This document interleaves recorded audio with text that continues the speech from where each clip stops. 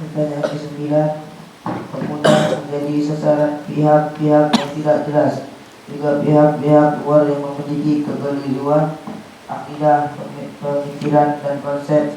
Menurut pandangan Syekh, bagaimana kita membentengi para pemuda kita dari bahaya kelam ini?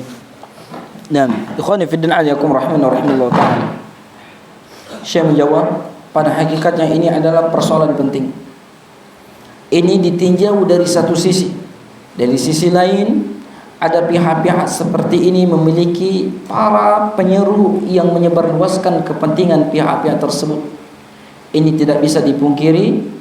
Untuk itu kita harus jemput bola, mengingatkan para remaja dan pemuda, baik dalam kapasitas kita sebagai dosen-dosen di universitas atau lembaga pendidikan lainnya di tingkat lebih rendah, atau dalam kapasitas kita sebagai orang tua, saudara, imam, khatib, pengarah, pembimbing, ataupun media massa. Ambil bagian tersebut sesuai dengan apa yang dibutuhkan tersebut. Maka ikhwan fillah itu diantara untuk membentengi pemahaman-pemahaman, pemikiran-pemikiran yang orang ingin merusak para pemuda dengan pemahaman yang tidak jelas. Banyak pemikiran liberal mengatakan agama itu salah. Maka dengan apa yang tadi kita sampaikan tadi, mempunyai peran semuanya, guru, teman, media, semua kita mempunyai peran. Coba kita bayangkan, kalau media itu diisi dengan baik-baik semuanya. Sedangkan di zaman sekarang banyak orang habiskan waktu dengan gadget mereka. Coba bayangkan.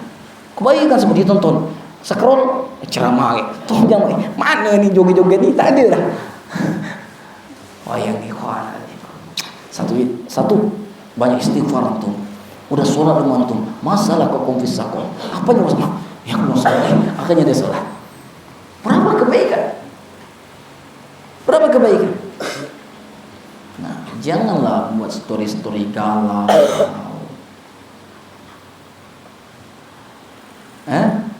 Story-story galau. Yang lucu lagi buat story galau ini santri.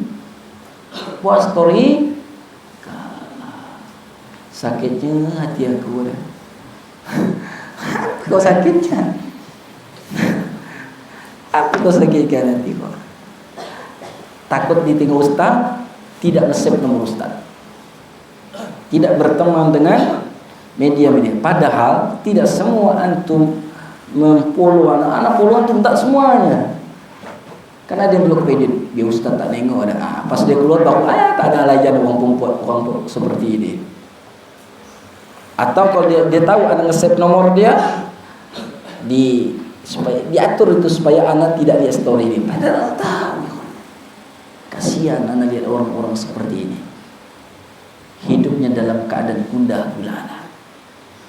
Ini perlu hal demikian. Alhamdulillah kalau kalian itu masih diingatkan. Bagaimana kalau orang tua kalian biarkan saja? Maka peran orang tua, guru, pembimbing semua mempunyai peran. Di antara juga disebutkan di sini adalah media. Bagaimana kalau kalian tersebut, kalian punya media, punya akun, kan nampak mana tuh? Kalau kalian tahu libur itu banyak lapor, Ustaz, santri libur ya? Kau tahu? Aktif semua, FB-nya, IG-nya, ketahuan. Aktif semua lah tuh. Pandailah buat grup apalah. Allah, apa yang diomongkannya? Ada dibahaslah ikhwan, ada ikhwan bahas ikhwan, akhwat bahas akhwat. Nah, ikhwan fillah aliyakum rahimahullah. Maka seharusnya kita dapat menyebarkan kebaikan. Kalian pemuda mempunyai masa depan, mempunyai pemikiran-pemikiran tersebut. Nah, di antara juga banyak penyebaran disebutkan di sini, kaum muslimin, para pemuda meniru prinsip dan pemikiran para pemilik tren-tren yang menyimpang. Banyak. Dikarenakan apa? Ya itu, tersebarkan media dan seterusnya, lihat TV dan seterusnya. Maka ikhwan alaikum rahimakumullah ta'ala, maka hal tersebut Syekh mengatakan ini harus jemput bola sesuai dengan apa yang mungkin kita punya keluarga, kita sampaikan dengan nasihat. Kalau kita punya murid, kita bisa menasihati. Ikhwan fillah alaikum rahimani wa rahimakumullah taala. Tetapi sebagian kita tersebut merasa hanya kadar hal demikian. Pernah ada yang lapor ke cerita. Intinya yang pernah belajar di saung. Ini bukan anak jelekkan, tapi untuk belajar bagi kalian. Ada seorang ini sudah menggunakan suka gitulah selfie joget-joget. Waktu dia santri tidak pernah, karena mungkin dia tahu aturan saung. Ketika dia keluar bebas. Akhirnya ada yang bilang, kena marah Ustaz Fandi. Aku kan tidak santri lagi. Astagfirullah. Ini penyakit. Anda berharap kalian jangan seperti itu. Kasihan waktu habis. Ana yakin orang seperti ini, jangankan ana nggak yakin hafalan yang ada itu masih ada. Tidak yakin.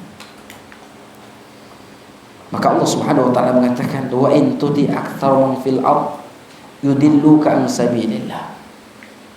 Dan jika kamu mengikuti kebanyakan orang di bumi, niscaya mereka akan menyesatkanmu. Jadi tolak ukur itu bukan banyak. Ustaz, banyak sekarang orang joget-joget, berarti harus joget-joget juga? Bukan. Tolak ukur itu bukan banyak.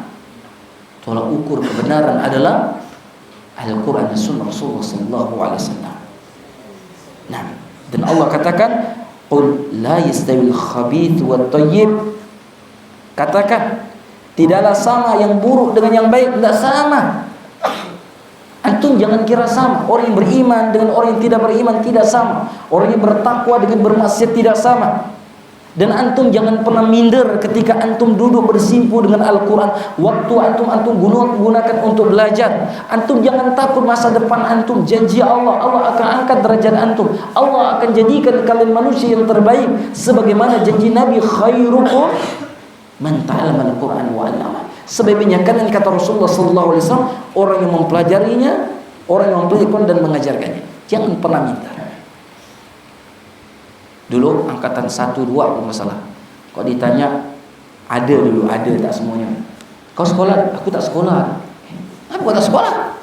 Aku di saung. Antum. Sekarang kau tak ada, kau ditanya, sekolah di mana? Kau maksud tak sekolah? Sekolah di mana? Tak sekolah. Maka minta. Saya sekolah di SMP soal Quran. Kan SMP masih kan? Kau SMA bilang SMA. Nah, jangan minder belajar agama, ikhwan. Antum tak akan pernah rugi belajar agama. Nah, pertanyaan yang terakhir disebutkan di dalam pembahasan ini. Iqra.